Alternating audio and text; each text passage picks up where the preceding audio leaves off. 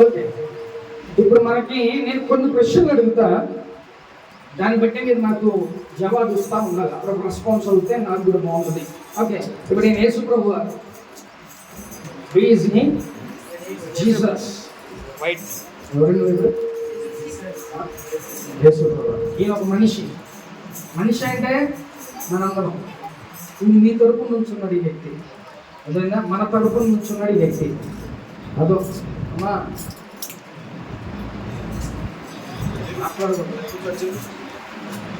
ఈ వ్యక్తి ఎవరు? మనిషి. ఒక మనిషి మన కోసం నుంచున్నాడు. అంటే ఈ నుంచున్నా మీరందరూ నుంచున్నట్టే. ఈయన ఎవరు? యేసు ప్రభు. గట్టి చెప్పాలి. యేసు ప్రభు. యేసు ప్రభు. యేసు ప్రభు లాగా డెకరేట్ చేయాలి. ఓకే, ఇప్పుడు మనకి యేసు ప్రభు వారు, అలాగే మనం ఒకవైపు ఉన్నాం. అంతేనా? అర్థమవుతుందా మీ అందరికీ? యేసు ప్రభు వారు ఈయన మనందరి తరపున నవీన్ నుంచున్నాడు ఇక్కడ. ఓకేనా? ఇప్పుడు నేను కొన్ని ప్రశ్నలు అడుగుతా. దీన్ని బట్టి ఫస్ట్ నేను యేసయ్యని అడగదలుచుకున్నా. కొన్ని ప్రశ్నలు నేను యేసయ్యని అడుగుతున్నా, ఆయన ఏమేం చెప్తాడో తర్వాత మన పక్షాన నవీన్ ఏం చెప్తాడో చూద్దాం. ఇప్పుడు యేసు ప్రభు వారు మన కోసం ఏమేం చేశాడంటే, ఈరోజు ఆయన సిలువకెక్కి ఆయన మరణిస్తున్నాడు. అంటే మూడు గంటలకి ఆయన చనిపోతాడు. కాబట్టి ఈ చనిపోయిన లోపు 33.5 years 33.5 సంవత్సరాలు ఈ భూలోకంలో యేసు ప్రభు వారు ఉన్నారు. అయితే 3.5 సంవత్సరాలు ఆయన పరిచర్య చేశాడు, స్వస్థతలు చేశాడు, అద్భుతాలు చేశాడు. కాబట్టి ఇప్పుడు ఈయన మన కోసం ఏమేం చేశాడు? చనిపోయేంత వరకు యేసయ్య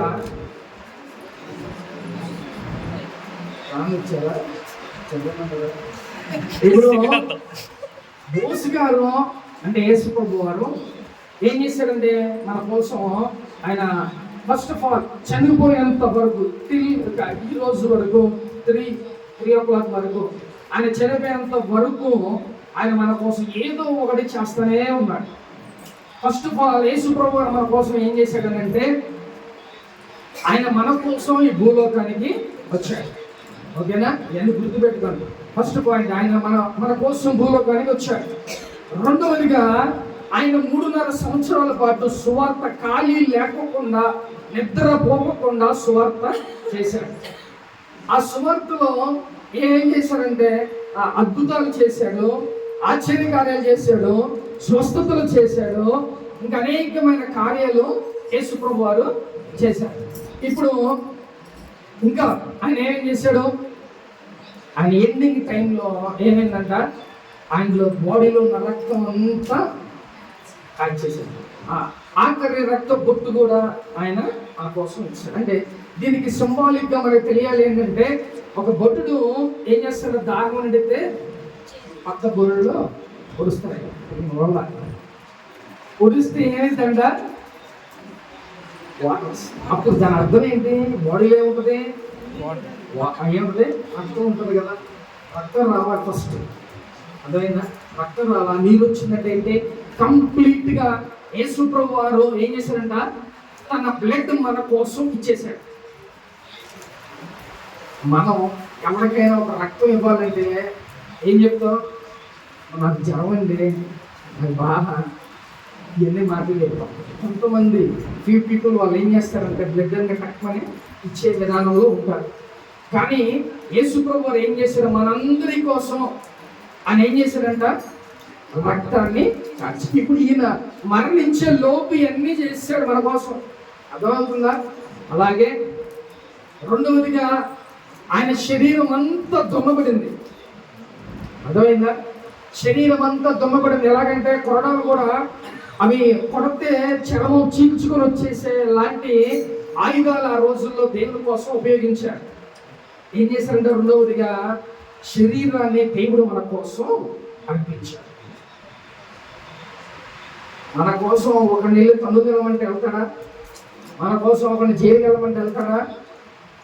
మన తండ్రిని వెళ్ళమన్నా వెళ్ళడం, లేకపోతే మన పల్లిని వెళ్ళమన్నా వెళ్దాం, లేకపోతే మన తోబుట్టులు ఎవరిని వెళ్ళమన్నా కూడా. కాబట్టి ఇప్పుడు యేసు ప్రభు వారు ఏం చేశారు? రక్తాన్ని మన కోసం, తన బాడీలో ఉన్నంత బ్లడ్ అంతా ఇచ్చేశాడు. రెండవదిగా ఏం చేశాడంట? శరీరం అంతా దున్నబడింది. శరీరం అంతా దొన్నబడింది. ఇంత గొప్ప త్యాగం చేశాడు చనిపోయేలో. ఇప్పుడు ఈయనకి సిలువేద్దాం. బోసు గారికి సిలువేద్దాం అంటే యేసు ప్రభు వారికి సిలువేద్దాం. సిలువేస్తే యేసు ప్రభు వారికి ఏం కొట్టారంట? మేకులు కొట్టారు. అంటే చిన్న మేకు తగిలితే ఎలా ఉంటుంది? మనం అల్లాడిపోతాం. మేక అవసరం చిన్న ముళ్ళు పిచ్చుకుంటేనే మనం అల్లాడిపోతాం. అలాంటిది యేసు ప్రభు వారికి ఏం చేశారంటే చేతుల్లో కాళ్ళల్లో మేకులు కొట్టారు. ఈ త్యాగం కూడా మన కోసమే యేసు ప్రభు వారు చేశారు.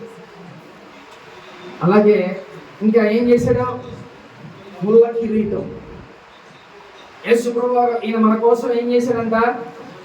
ముళ్ళ కిరీటం. ఏం చేశాడంటే ముళ్ళ కిరీటం పెట్టుకున్నాడంట. ముళ్ళ కిరీటం పెట్టుకున్నాడు. ఆ ముళ్ళ కిరీటం ముళ్ళు ఎలాంటి అంటే మినిమం 200 పాటు ఉన్నాయి. అది లోపలికి గుచ్చుకుపోయి. అర్థమవుతుందా? ఇంత త్యాగం ఆయన చేసి ఇన్ని ప్రవర్తన ఆయన ఈ 7 మాటలు పలికాడు. మీరు క్షేమంగా ఉండండి, మీకోసం ప్రార్థన చేసుకోండి, మీ కుటుంబాల కోసం ప్రార్థన చేసుకోండి, చక్కగా ఉండండి, నాలో జక్క ఎదగండి, అలాగే మీ ఆత్మని మీరు ప్రిపేర్ చేసుకొని నేను వచ్చే టయానికి అని దేవుడు చెప్పాడు. ఇప్పుడు మీరు ఏమేం చేశారంటే యేసుప్రభు వారు చెప్పారంట. నేను చెప్తున్నా, ఫస్ట్ ఏం చేశారంట? అన్ని సమస్తాన్ని వదిలేసి భూలోకానికి వచ్చాడు. తన లైఫ్ని దేవుడు మన కోసం ఇచ్చేశాడు. రెండవది, ఆయన మన కోసం 3.5 సంవత్సరాలు నిద్ర లేకోకుండా సేవ చేశాడు. అలాగే ఆయన మరణించే టైంలో ఆయన ఎంతగా ప్రార్థన చేశాడంటే తనలో ఉన్న రక్త బిందువులు చెమట బిందువులు ఎలాగంటే రక్తంలాగా బయటకు వచ్చింది. ఇంత త్యాగం దేవుడు చేశాడు. అలాగే ముళ్ళ కిరీటం పెట్టుకున్నాడు. అలాగే తన రక్తాన్ని కార్చాడు. తన శరీరాన్ని దొంగబడింది. తనకి మేకులు కొట్టారు. తన పక్కలో బల్లాన్ని పొడిచాడు. ఇన్ని దేవుడు మన కోసమే అనుభవించాడు. అర్థమవుతుంది అందరికీ? అర్థమవుతుందా? అర్థమవుతుంటే ఇది ఎలా అండి, లేకపోతే ఎలాగా? Very good. అర్థమైంది అందరికీ? చెప్తామా? ఇప్పుడు యేసు ప్రభు వారు మన కోసం ఇన్ని చేశాడండి. చాలా యేసు ప్రభు వారు మన కోసం చాలా చేశాడు. ఇప్పుడు కూడా ఆయన చనిపోయినా తన ఆత్మ నుంచి ఏం చేస్తాడంట? నీకు అనారోగ్యంగా ఉంటే నేను స్వస్థపరుస్తున్నా, లేకపోతే నీకు ఇంకా ఏం అవసరం ఉంటే అవసరాన్ని దేవుడు తీరుస్తున్నాడు. అంటే ఆయన చనిపోయినా కూడా నీతో పాటే చేస్తున్నాడు. అద్భుతాలు, ఆశ్చర్యకాలు ఇంకా దేవుడు ఇంకా చేస్తూనే ఉన్నాడు. ఇప్పుడు యేసు ప్రభు వారు ఈయన చనిపోయే దాకా ఇన్ని చేశాడు కదా. యేసు ప్రభు వారు ఇన్ని చేశాడు. అర్థమైంది అందరికీ? యేసు ప్రభు వారు ఇన్ని చేశాడు మన కోసం. ఇప్పుడు మనం ఏమన్నా నువ్వు ఏం చేస్తావు యేసయ్య కోసం? నువ్వు నా కోసం ఏం చేసావు? ఏం అడగట్లా, మీ అందరూ చూసినాను. యేసయ్య కోసం మీరు ఏం చేశారు? యేసు ప్రభు గారు చెప్పారు. ఇప్పుడు బాబు మీ అందరి కోసం నేను నా శరీరం నలగొట్టుకున్నా, నాలో ఉన్న రక్తాన్నంతా కార్చా, ముళ్ళ కిరీటం పెట్టుకున్నా, కాళ్ళకు మేకులు కొట్టించుకున్నా, లేకపోతే మీకోసం పరిచయం ఎంతగానో చేశా, మీకోసం పరలోకాన్ని సిద్ధపరిచా, ఇన్ని చేశాను బాబు నేనని చెప్తున్నాడు ఈయన. ఇప్పుడు మీరేమి చెప్పండి, నాకు మీరేం చేశారు బాబు? నువ్వేం చేశావు దేవుని కోసం? ఆ ప్రశ్న మీకు కూడా మీరు రాగానే మీరు వేసుకుంటూ మీరు మాట్లాడకూడదు. మీరేం చేశారు? ఇప్పుడు నవీన్ అడుగుతున్నట్టే మిమ్మల్ని అడుగుతున్నట్టే. ఏం చేయాలి? ఏం చేశారు మీరు మీ దేవుని కోసం? యేసు ప్రభు అని చెప్పారండి. ఇప్పుడు నవీన్ అంటే ఎవరు? మనందరం ఒకవైపు, యేసు ప్రభు వారు ఒకవైపు. ఇప్పుడు ఏం చేసావు మన కోసం? మీరు పక్కన పెట్టండి. నువ్వేం చేశావు యేసు కోసం?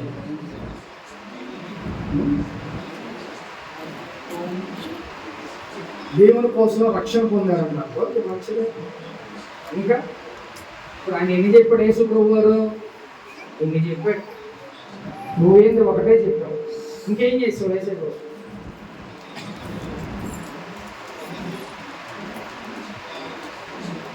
ఏం చేశారు మీరు దేవుని కోసం? ఏం చేశారు? దేవుని కోసం మీరు ఏం చేశారు?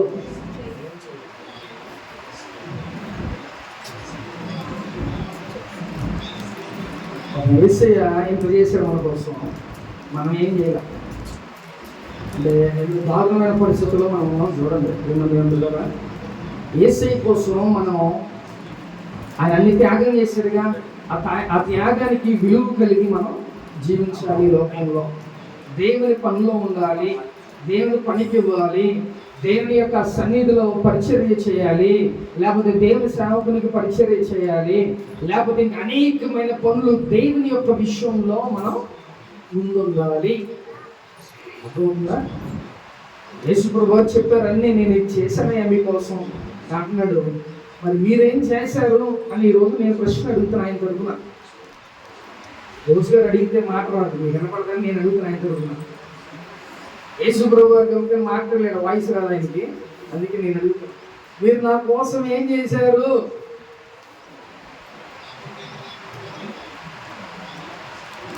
కొన్ని ఉంటాయి కదా మనం చేసేది. నేను అన్ని వదిలేసి యేసయ్య కోసం సేవకు వచ్చాను, నాకంటే ఒక రీజన్ ఉంది. నేను మీరంటున్నాగా, నేను మనిషినేగా. యేసయ్య కోసం అయ్యా, నా కోసం మీరు త్యాగం చేసినందుకు నేను సేవకు వచ్చా, నా లైఫ్ అంతా నీ కోసం నేను చెప్తా అన్నమాట. మీరేం చెప్తారు? ఇప్పుడు అన్నాడు నేను రక్షణ పొందుకున్నాను అంటున్నాడు. ఓకే, దేవుని నమ్మకం రక్షణ పొంది దేవుని కోసం ఇంకా మనం ఏం చేసాం? ఈయన ఇన్ని చేశాడు కదా, యేసయ్య అన్ని చేశాడు, మనం ఏం చేసాం? కాబట్టి ఒకసారి మీరు క్వశ్చన్ మార్క్ వేసుకోండి. ప్రేమ ఎందుకు ఒకరిని ఇద్దరు నుంచోబెట్టిన జోక్ అని అడుగుతున్నా కానీ దేవుని కోసం మీరు ఏం చేశారు? ఫస్ట్ ఆఫ్ ఆల్ ఆ మాట మీరు గుర్తుపెట్టుకోండి.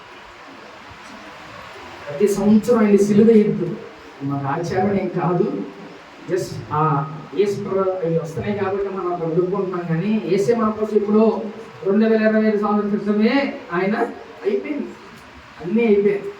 కానీ ఇప్పుడు ఏం చేస్తున్నావు? జ్ఞాపకం చేసుకుంటున్నావు. నీకు ఎన్ని సంవత్సరాలు, నువ్వు ఎంతకాలం అయింది బాప్తిజం తీసుకొని, ఇంతవరకు నువ్వు ఏం చేస్తున్నావు, లేకపోతే ఇప్పుడు నుంచి నువ్వు ఏం చేస్తావు, ఇవన్నీ ఒక్కసారి మనిషినే కదా మనం. ఈరోజు మనం ఇక్కడ చర్చిలోకి వచ్చామంటే రాకముందే ఏం చేస్తాం? కంప్లీట్ చేసుకొని టిఫిన్ భోజనం కూడా అయిపోయి ఉంటాయి, కొంతమంది అయిపోయి చక్కగా ఇక్కడికి వచ్చి కూర్చుంటారు. అంటే ఎంత జ్ఞానం కలిగి ఉంటారో చెప్పి ఆలోచించాలి. ముందుగానే అన్ని ప్రిపేర్ చేసుకొని వస్తే చక్కగా అవగానే వెళ్ళి తినొచ్చులే. అంటే చిన్న మన శరీరానికి కావాల్సినవే మనం ప్రిపేర్ చేసుకుంటాం. మరి యేసయ్య కోసం ఏం చేస్తున్నావు ప్రియమైన దేవుని బిడ్డ? యేసయ్య ఆయన సిలువలో మరణించాడు, అన్ని త్యాగం చేశాడు మన కోసం. కాబట్టి నువ్వు కూడా యేసయ్య కోసం నువ్వు బ్రతికినంత కాలం ఏదో ఒకటి చేస్తానే ఉండాలి.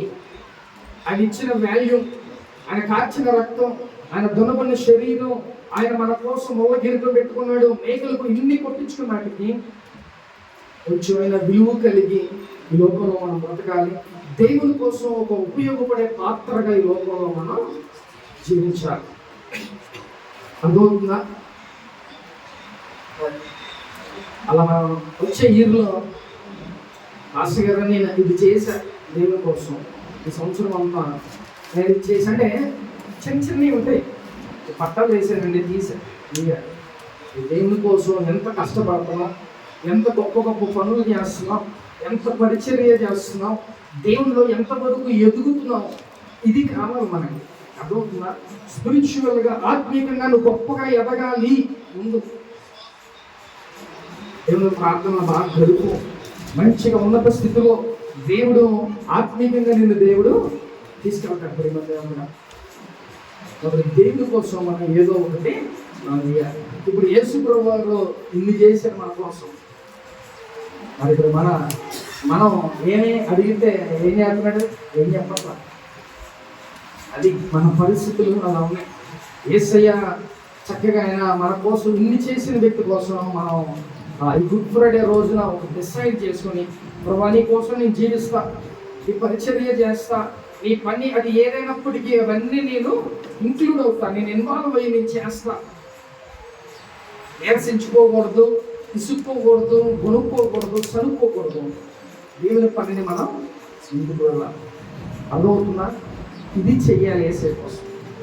ఇది చేస్తే అప్పుడు ఈయన చేసే పనులన్నిటికీ కొంత టాలీ ఉంటుంది, కొంత. అర్థమవుతుందా? ఇప్పుడు మీరు అడిగితే అందరు తెల్ల మొహాలు పెట్టారు, ఏం చేశారా మీరు యేసు కోసం అని అంటే ఏం చెప్పగల పరిస్థితిలో ఉన్నారు. అర్థమవుతుందా? కాబట్టి యేసు ప్రభువారి కోసం మనం మన కుటుంబానికే కాకుండా యేసయ్య కూడా మనం ఉపయోగపడేలాగా ఈ లోకంలో మనం జీవించాలి. హల్లెలూయా.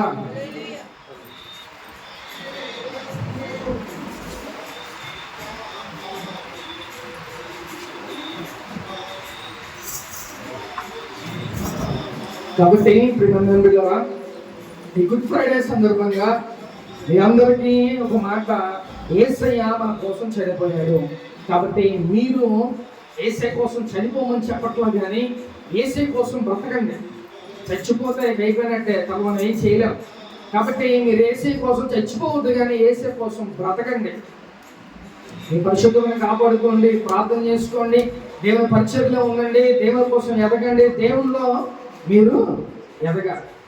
అలా ఉంటే చక్కగా బాగుంటుంది. ఈరోజు ఆయన ఆ మేకులు కుట్టించుకున్నందుకు, లేకపోతే ముళ్ళ కిరీటం పెట్టించుకున్నందుకు, రక్తం కాల్చినందుకు, వీటన్నిటికీ విలువ ఉంటుంది.